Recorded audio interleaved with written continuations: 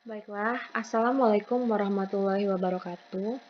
Di sini saya Rizda Anjani, mahasiswa Fakultas Kesehatan Masyarakat Universitas Sriwijaya semester 5, Peminatan Biostatistik, akan memberikan bagaimana tutorial cara menggunakan software C-Survey sebagai aplikasi untuk memilih random cluster dan menghitung sampel size-nya.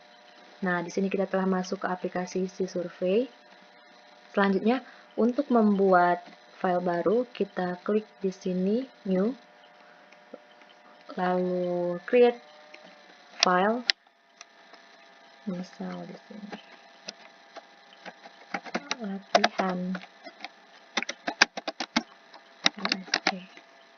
Lalu kita create. Nah, di sini telah masuk pada survei parameter. Di sini kita bisa isikan nama surveinya. Di sini saya beri nama KLB difteri di Kota Rahayu. Selanjutnya bisa diisi primary sampling unitnya dengan cluster.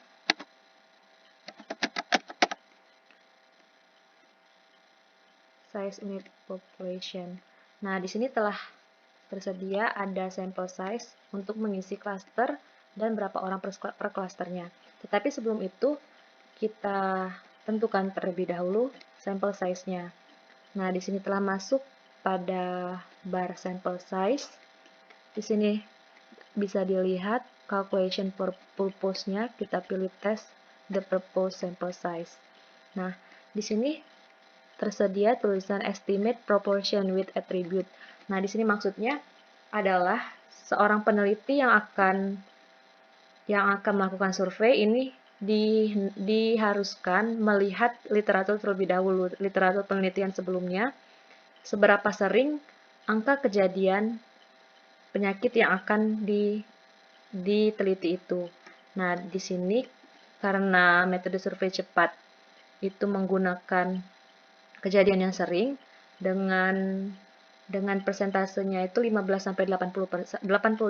Di sini saya mengambil angkanya 50%, jadi 0,5. Nah, di sini one half lack of confidence intervalnya untuk kesehatan masyarakat sendiri itu 5%.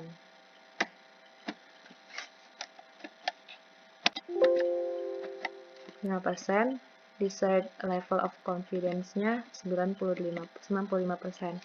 Nah, homogeneity parameternya di sini kita isikan design effect dengan level of homogeneity-nya itu low. Nah, average number of eligible person-nya di sini kita isikan 1. Kita asumsikan 1. Number of cluster yang kita inginkan sesuai anjuran WHO kita isikan 30 dan average number-nya orang per clusternya itu kita misalkan 10. Nah, bisa kita calculate.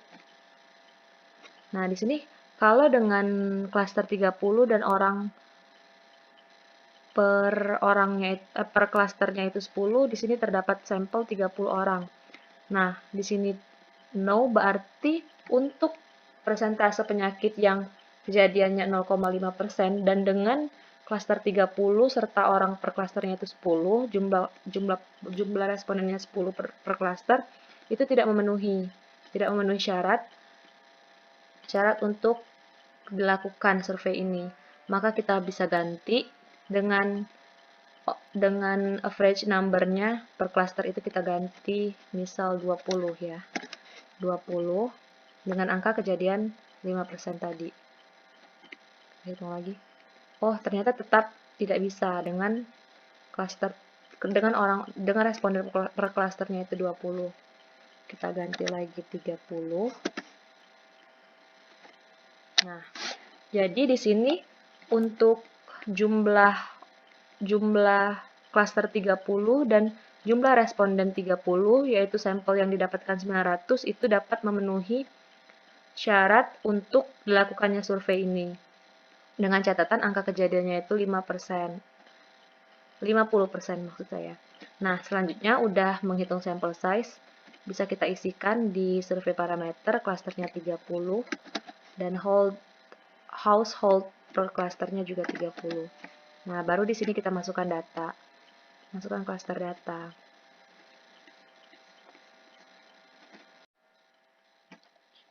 Nah, selanjutnya di sini kita akan mengisi klaster data, di mana saya telah menyiapkan data sensus penduduk 2010 itu di Kabupaten Lahat. Di sini bisa dilihat. Nah, untuk menambahkannya kita klik add, lalu kita beri nama desa, yaitu yang pertama Pagar Agung,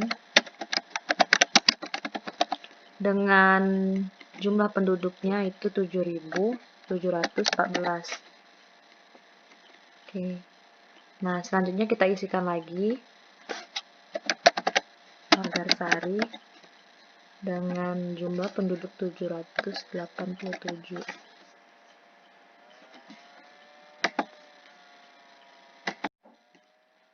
Nah, baiklah, di sini saya telah menginput ke 34 desa yang akan menjadi klaster-klaster, lalu dipilih menjadi 30 klaster. Nah, bisa kita lihat di sini di cluster selection. Nah, di sini telah ada klaster mana saja yang terpilih dan itu ada 30 sesuai dengan yang kita hitung pada sampel size tadi. Nah, di sini yang pertama ada Desa Pagar Agung yang terpilih 2 kali sebagai klasternya, di mana per klaster itu terdapat 30 responden. Sehingga pada Desa Pagar Agung itu akan didapatkan 60 responden dari 2 kali klaster, dua klaster ini. Selanjutnya yang di Desa Kota Baru itu juga 2 klaster. Per klasternya juga 30 orang sehingga 60 orang atau 60 responden. Nah, sekian penjelasan dari saya. Apabila terdapat kata-kata yang salah, saya mohon maaf, atau suatu ketidakjelasan saya juga mohon maaf. Saya akhiri, wassalamualaikum warahmatullahi wabarakatuh.